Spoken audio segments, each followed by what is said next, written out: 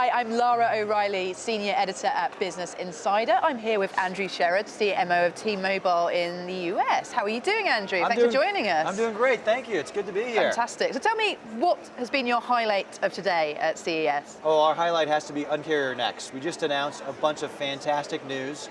We're going all in on T-Mobile One, which is an unlimited plan, and it now includes all your taxes and fees, so you don't have to worry about that. There's no added cost. No added cost. The carriers rip you off. $17 billion in this industry is spent on additional charges and fees, and we're eliminating that. We also announced that we're going to give you money back for the data you don't use. So we call it kickback, and if you use less than 2 gigabytes in your month, you're going to get $10 back. A sensitive word to use in the marketing era. A little bit, but we're a little irreverent. We like to have fun. Yeah. We're not afraid of breaking the mold and putting ourselves out there, because we know that's what customers want it straight. So let's talk to how kind of technology pertains to your job and the stuff you do. I imagine working for a company like T-Mobile, you're immersed in technology every day. That's what your company does. Yeah. Are you an advantage to kind of the other marketers that work for maybe, say, a CPG brand or a traditional retailer? Do you think that you've got kind of the edge on those kind of guys? I don't know. I think it's. I think we're all so immersed in technology today. We carry our smartphones with us all the time. I see a little bit around the corner, but not too much. I have great partnerships with Google and Facebook and Samsung and Apple, where we get to see some of the stuff that's coming, so we can imagine it a little bit more. But I think it's all so embedded in our lives, which is what's so exciting about being in this industry and being at T-Mobile, where we are focused on changing wireless for good and really making it a consumer-friendly category that it hasn't traditionally been here in the United States. And talk to me a little bit about the marketing mix. Are you shifting kind of more of your dollars over to digital and technology and kind of experimental things like VR and AR? How's that working? Well, we really like to experiment. We like to take risks. We like to meet customers where they're at. We do wonderfully with millennials, and we do wonderfully with folks who are really absolutely focused on getting the most out of their smartphone, connecting to the mobile internet all the time. So we take all kinds of risks and partner all the time, because we believe the right way to do it is to experiment with Facebook, with Instagram, with Snapchat, with all those platforms. We always want to be on the front foot and try new things. So we experiment, whether it's like the partnership we just did with the T-Mobile Arena this past year, where we launched an arena here in Las Vegas, and we found amazing ways to bring like the Billboard Music Awards or iHeartRadio and put those things together. So we're always looking to try new things. We're not afraid to try them. If they don't work, we stop. If they do, we keep going. And you're quite an irreverent brand on Twitter, or at least, and your CEO is quite irreverent on Twitter, and he's quite kind of active. Sure. Do you in any way have to kind of like rein him in as your chief marketing officer? Do you just let him do whatever he wants? Do you have to give him a lock on his phone? Yeah, there's no. He's got a great sense of it, and he has so many followers, over 3 million, millions and millions of people telling him every day and giving him feedback on what's resonating with them and what's not. I think the most powerful thing about social media is the dialogue back from customers to brands. Yeah. And being able, I have it in my office, I watch it every day. It's where I hear what's working and what's not. And do you analyse those tweets back to John? I imagine most brands, they use their Twitter accounts for their customer service, and you use certain tools for that. But what about the tweets going direct to your CEO, John, or direct to you? I mean, you have a fairly big Twitter following as well. So absolutely, we spend time looking at the trends, we analyze them, we put all the advanced analytics, and we read them. When you get in there and you're interacting with folks, you get a feel for it. You know it. When something's going well, you understand it's going well, and you're able to react and respond to it. And I think the most important thing is, for each person that's telling you something on social media, there's probably 1,000 more who either aren't on social media, but might be experiencing the same problem. And so it's an opportunity to like amplify something that's good or fix something that's a problem. And that's the biggest thing I think it does for us. And talking more generally about kind of technology and kind of the digital media that you use, what does success look like? How do you measure that success? So particularly when you're looking at some of the more experimental things that you're doing. Yeah, so how do you think about it a lot of different ways, but one of the most important is, how are we engaging with customers? How are we seeing strong engagement? That's one of the first indications. We like to, though, think more holistically about how do we get people not only engaging with a piece of content, whether that's on Twitter or Facebook or Instagram or wherever it may be, but we also like to understand what they're seeing next, how we get them onto our website, and then how we actually get them into our store, because that's where most activations for us still happen. It's still a retail dominant category, and we find a huge opportunity to start thinking. We're experimenting now with Google and others about how do we actually think about how are we taking people from digital and monitoring the traffic that actually is going into our doors, and what's working and what's not, and really optimizing against that. You got to do a bit of it all. So how do you do that? Is that through loyalty data, through beacons? How do you know that someone that saw an ad on Google or on Facebook actually landed in your store?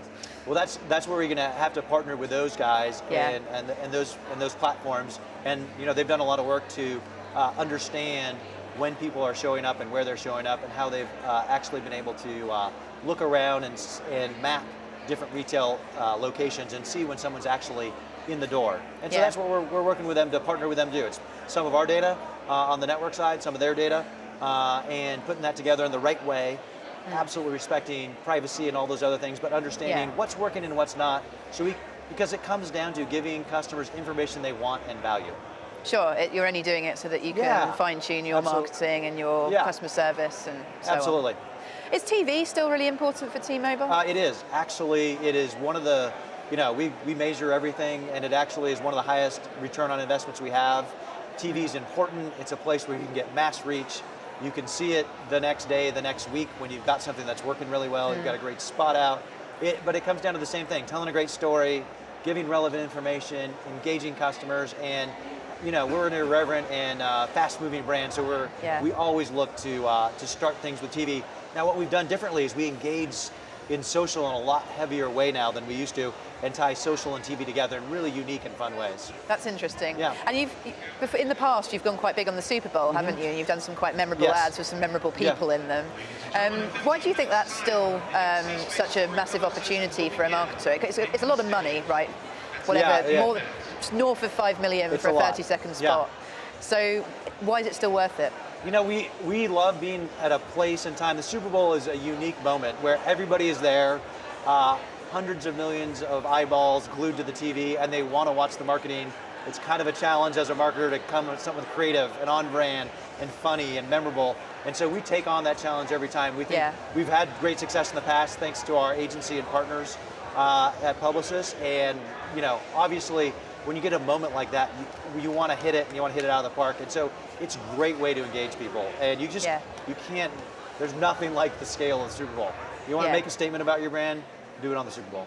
And do you think there's a digital equivalent, or there will be a digital equivalent at one point to that kind of tentpole event? I think it is the Super Bowl, the digital equivalent to the Super Bowl. So watching it online, I mean, nothing has quite the reach of TV yet. Individually, cumulatively, of course, there's all kinds of engagement. I think TV for the foreseeable future, we might watch it differently. We might, today our CEO predicted that we watch more TV on mobile than not on non-mobile by the end of this year, and I think that's right. I think we'll see more and more and more consumption on these smartphones than we ever have before. Really? But isn't it, I don't know, the Nielsen statistic, or in the UK, it's 4 hours a day of traditional linear TV right now, far less on mobile. So that sounds like it's going to happen far sooner than most people think. In the US, you're seeing it among millennials, it's already over half of their consumption of TV and video is on the handset, and we think that'll accelerate across the rest of the demographics very quickly. Sure. Talk to me a little bit about innovation. I imagine that word has been uttered a million times on stage here over the last few years. What does innovation mean for a brand like T-Mobile, and particularly within your marketing department? Do you kind of set up and structure yourself to kind of do new things and break boundaries and create stuff in-house that isn't being done elsewhere? Well, absolutely. For us, innovation means innovating on behalf of the customer. It means changing wireless for good, figuring out what is wrong and broken with the industry, and going to fix it. So a small example, we just launched a beta, which is something usually more tech Silicon Valley companies do, but as a carrier, we launched a beta of a product called Digits, which is going to allow you to bring 2 numbers to one phone, or connect any internet-connected device to your phone number and have your call logs and your messages and everything right there, so you can log on wherever you are, just like you can with an email account today. So innovation like that, I think we're just on the cusp of it, and we absolutely are set up to go after those kind of big technology innovations, and that meant rethinking our entire network stack and reimagining and breaking the phone number apart from the phone for the first time since the beginning of the telephone network. So give me a couple of examples of applications of that. Why would I want to break my phone number apart? Well, what would be a useful? A couple of I have my phone on me all the time. A couple of simple ones. I know a lot of people who carry 2 phones, one for work, one for home, right, and one for personal. You don't have to do that anymore. You can put 2 numbers right on one phone. You can have. A lot of us have all kinds of different roles we play in our lives, right? You can be, I'm a dad, you could be a coach of a team, you could be, I'm a CMO, right? So I've got a lot of different things. Maybe I want a number for any one of those roles in my life, and now it's so easy with this new interface just to flick one off. Maybe I want to turn off being CMO for a little while and just focus on the other parts of my life. So you can do that. It also means innovation can come to the handset again. These handsets are amazing, but they've all kind of regressed to the mean. They're a 5-inch slab of magic glass, because we all can only have one. Because the carriers have said you can only have one. Now with digits, why not have 2, 3, 4, 5 for all kinds of different situations? And when you pick up the next phone, it's just like it's your phone. So there's that famous, I think it's Forrester stat that says CMOs are going to have more of a handle on the technology and IT budgets than CIOs in the next coming years. You're going to be spending far more on technology than the people you traditionally think as being in the IT department. Is there any particular kind of marketing technology and advertising technology that interests you? Yeah, so a couple of things. I think the biggest thing for us is, first and foremost, creating a brilliant mobile website, which sounds really blocking and tackling and basic, but doing it brilliantly is hard and takes constant innovation. And I'm lucky enough to have our digital team as part of my team, and we spend a lot of energy and time reimagining, reinventing, and creating that anew, radically simplifying the purchase path. And I think there'll always be opportunity to continue to innovate there. The second place, I think, broadly that we need to do more is multi-touch attribution.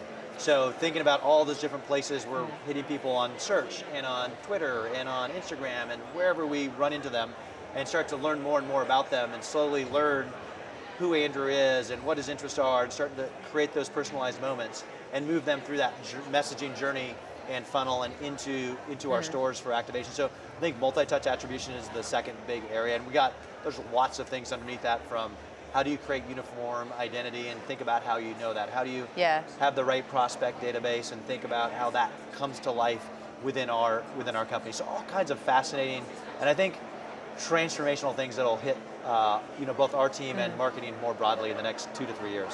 And is that the kind of thing that you can develop yourselves, or do you have to go elsewhere? You have to either partner or acquire in order to be able to do that? We don't, we're not in the business of building ad tech. We want to partner with brilliant people who do that and are as passionate about that. Some carriers are. I think we're great at creating connectivity and integrating and providing amazing connections to the mobile internet, and there'll be places for us to innovate, like digits or in other adjacencies like content. But in this space in particular, I think there's an opportunity to find and select great partners. We're working with Adobe, people like LiveRamp, those kind of things, where we're able to actually use best in class that work together really smartly and innovate both ourselves and with our partners, like the Google, the Facebooks, and so on, and really bring those things together. And you just mentioned content there, and there's probably, you've got this immense opportunity because you've got this relationship with your consumers, and we've seen some of your counterparts do some interesting things around kind of mobile video and so on. What kind of exciting stuff in the content space are we going to see coming out from T-Mobile? Well, we first, philosophically, we believe in customer choice and empowering the customer. And so constant complete choice is our watchword. So we believe we should be giving people access to content, not making content choices for them, which is really different than some directions Verizon or AT&T have gone in. And we think it's the right one because we're not in the business of creating content. Now, we do believe there'll be interesting ways we can partner with some of those content providers to provide extraordinary value and extraordinary content to our customers, especially as we continue to grow and as we kind of emerge, as LTE and 5G and other things continue to evolve and increase and improve our mobile experience. Sure. And now lastly, taking your kind of CMO hat off, what technology is really exciting you at the moment? Be it something you've seen at the show or something that you're playing with at the moment? Yeah, I think the one that for me personally is most fascinating is just what's been happening in the space of AI, specifically around voice recognition. With Amazon and Echo and all the innovation that's happening there, the amount of information it changes the way I use technology, the way I relate to technology, and I think we've only scratched the surface a little bit, and I think that's going to lead us into this really interesting place with wearables, where we take the internet off the phone and put it up and all around us. Much like a heads-up display, where if it was the first time we're meeting, there'd be information about you and me and vice versa. And the amount of connectivity and the speed and the latency you need to do that from both a network perspective and device perspective, but even here, you're starting to see wearables emerge and take the internet off the phone and put it like into our own environment in a very AR way, and I think that will continue to evolve. The things that Google is doing with AR and VR and others is fascinating, and I think pretty mind-blowing, actually. Excellent. Well, thank you, Andrew, so much for joining us. Thank It's been you so great to have much. you in C-Space. Enjoy the rest of the show. Thank you, too. Thank you. Lovely.